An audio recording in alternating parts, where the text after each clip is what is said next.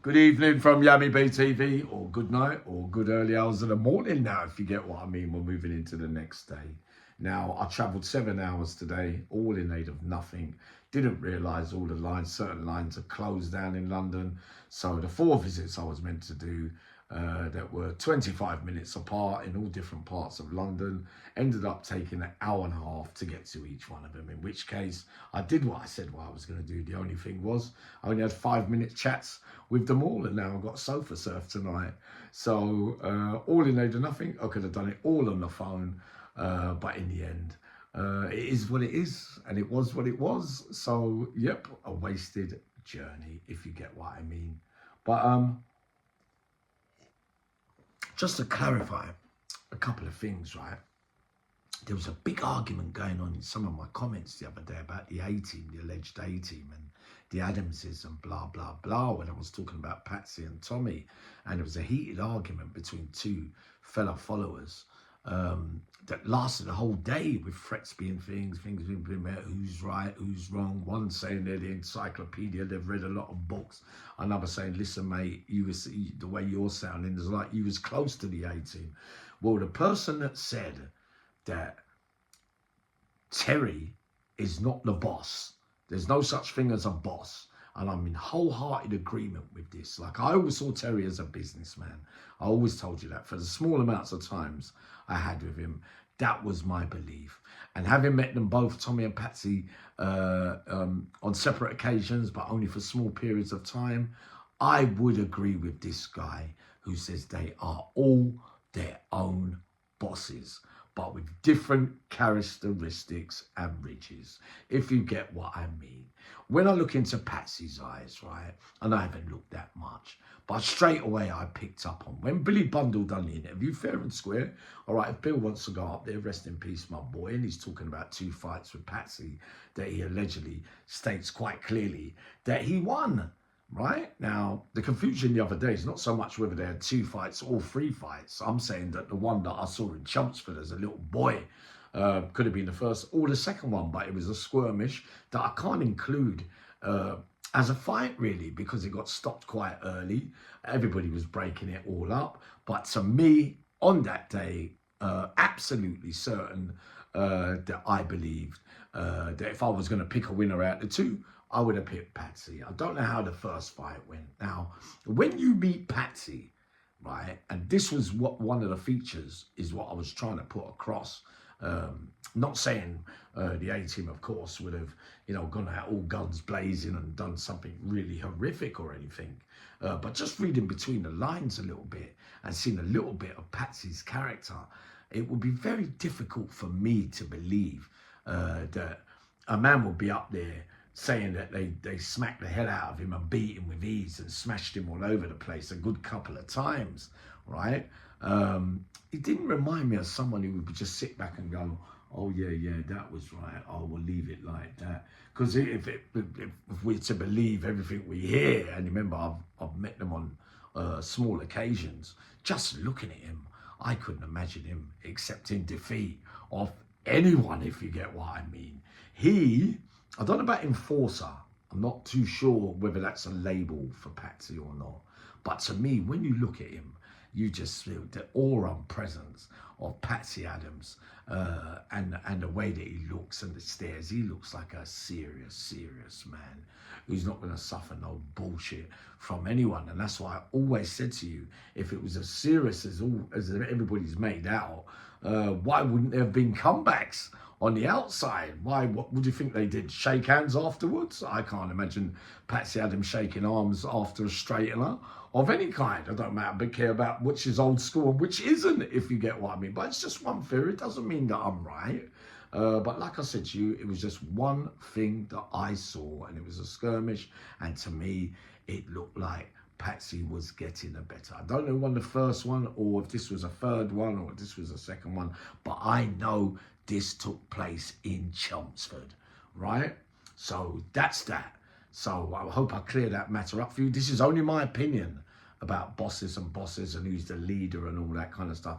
No, I don't believe it. I believe the guy that was arguing in the comments the other day, you fella, have got it spot on without saying too much, if you get what I mean. Now, two stories I was going to get through quickly this evening because I had to get some content up as late as it is. Two well-known names from way back in the day who some of you have done time with would have had to have met, and I'm hearing now, rest in peace, Prince Thomas. Done a couple of big back-to-back sentences, 14s and 10s, and was meant to have allegedly been involved in a riot in Parkhurst, so went to the Crown Court and got off and that kind of stuff. So after that riot there in Parkhurst, which I wasn't present at, I know the authorities always had it in for him, if you get what I mean, because he was a boss of bosses in the Cat A's, if you get what I mean. Like a lot of men from all over the country respected him and would, you know, play to the fiddle when he did things, if you get what I mean. Always had his hands in all the pies. A big name player, as far as I'm concerned, from that life. Not a lot spoken about him, but Uncle Yami says today he puts Prince Thomas near the top of the tree, coming out from those neck of the woods. So during this time, there was a geezer called Avondale Peters. He was from Labrador Grove, and he was the butt of jokes for about 5 days, where he had a girlfriend where they were all laughing at. And Prince was one of those, rest in peace, my boy, who was cracking jokes, and the rest of the recess were laughing. And them days you're getting your base and going to the put the water in. But on one of those days, Avondale finds it funny a couple of days a week, but on this morning now, he's not finding it funny. The whole recess is laughing at one of those jokes in particular, so that he turns around. They're both about the same height, build, so they're evenly matched, athletic, naturally strong, tall, dark, etc., etc. Avondale puts down the basin and he says, all right then, come out on the yard today. I'm sick of this. I don't afraid you. I will have a fight with you. So exercisers come down. You know, in them days in Wandsworth, just one little scuffle, whatever, can cause a bell to be pressed. Not on this day. So they've gone into the recess, right? People are locking it off to try and not make it look too obvious, because the screws are standing out there. The recess is facing one of the wings there, and you walk round that way there. So a fight develops. They're exchanging blows, and it's about even Steven, right? So marks, yeah, a couple of bruises here and there, but it's going on about 3 or 4 minutes, and they end up tumbling out of the recess onto the greenery outside of the recess and fall into a big pile of mud where rain must have been falling the night before. So it was a soggy, groggy day. So now, not only are they swinging and slipping in the mud, which looks like one of those comedy moments, like even when you throw a punch, you slip on your back and all that kind of stuff. Kind of a laughable fight as well. Many, many, many men will remember this fight. I think so. If you had been around or you heard about it. But it went on and on and on and on, wrestling on the floor, going nowhere in the end. Nobody won. It all got stopped. And you know how it ended, with both of them sitting on the floor and all the screws. One of the screws walked up to them and said, "You lot had enough? Is that it? Let me see you both shake hands on it." Yeah. They shook hands. Blah, blah, blah. But the truth was they were both knackered and out of breath. The other fight, again, I'm not going to call his name fully, but his nickname began with F. Rest in peace, my boy. Another sad end to a sad life that ended it in the way that it ended. If we're going to give a little rhyme to go with it, Sly Old, you know what I mean? Beginning with F. Rest in peace, my boy, from the Hackney area again, Dalston. And on this occasion, we was all in Swellside. Holy for South London, man. Holy for West London, East London. This was at the heights of the East versus Northwest war. A lot of stuff was happening in jail at that time as well. But there were a few from East London there. I think even Prince Thomas was there as well, and was meant to be part of the refereeing team. So no one else from South could join in, because South London had the majority of the crowd there, with about 6, 7, 8, 9 different East London, but all from the same neck of the woods. So they're having the normal run-of-the-mill argument with who said this and who said that, blah, blah, blah, blah, blah, blah. So from morning now, they've called this fight on. We all go down, this person, Jermaine Lee Titch's brother, another sad case where his brother got murdered tragically. We call Jermaine Lee Titch as well. Pretty strong, but not the biggest legs in the world. A good footballer, big bench press and that kind of stuff.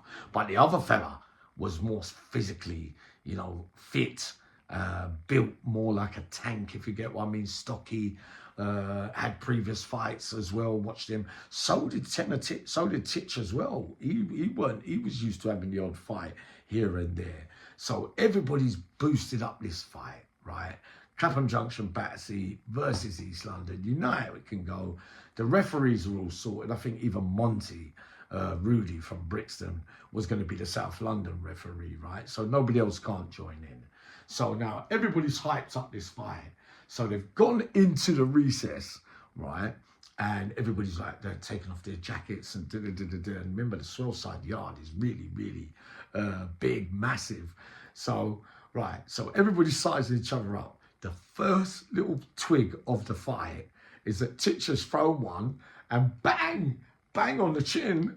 And the other fella is wobbling and looks like he's about to go at any time. In fact, ends up on one knee.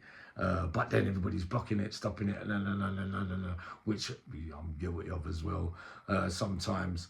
But, you know, the theory is that the punch, as they were breaking off to like, you know, like they was having a proper boxing match, like to spud each other to get the fight started and then go back, you know, start fresh.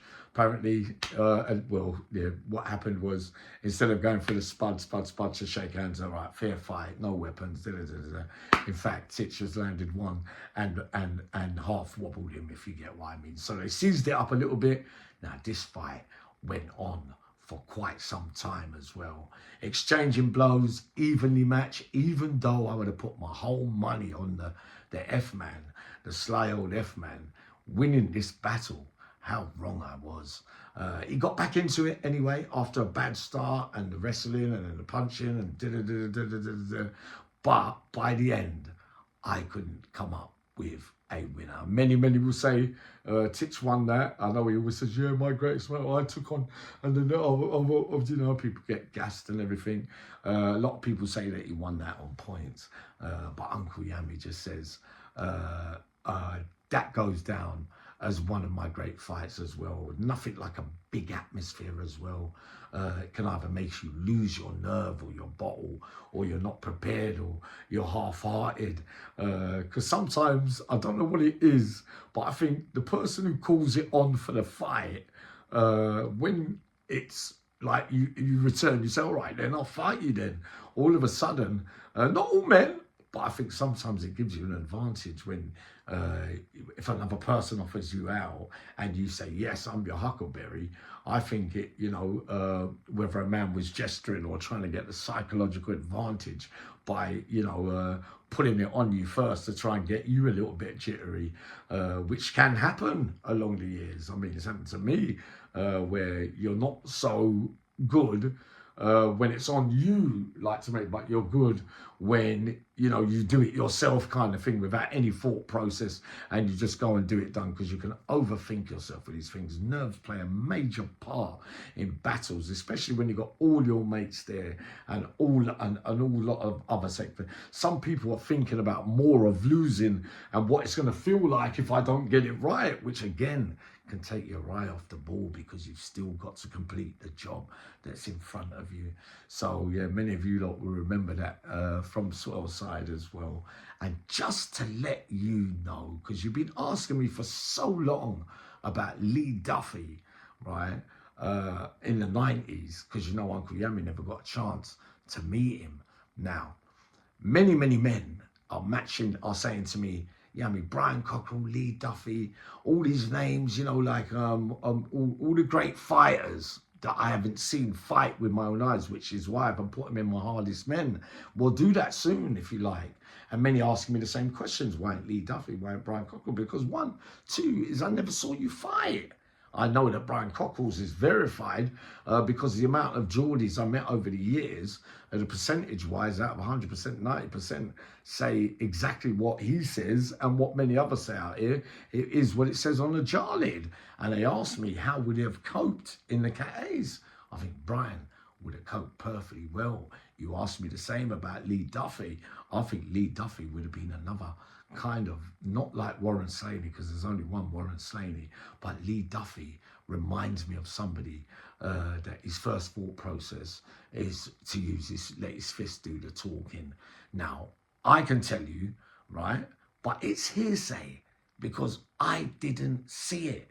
But I can tell you that two well-known figures, one from London and another one who's half Jamaican as well, who was no mean feat in itself, that Lee Duffy, both of them in a space of 2 weeks, right? This was not in the Cat A's, even though I think Durham at some stage might have been a local Cat A. I'm not sure if it was in the early days, if you get what I mean.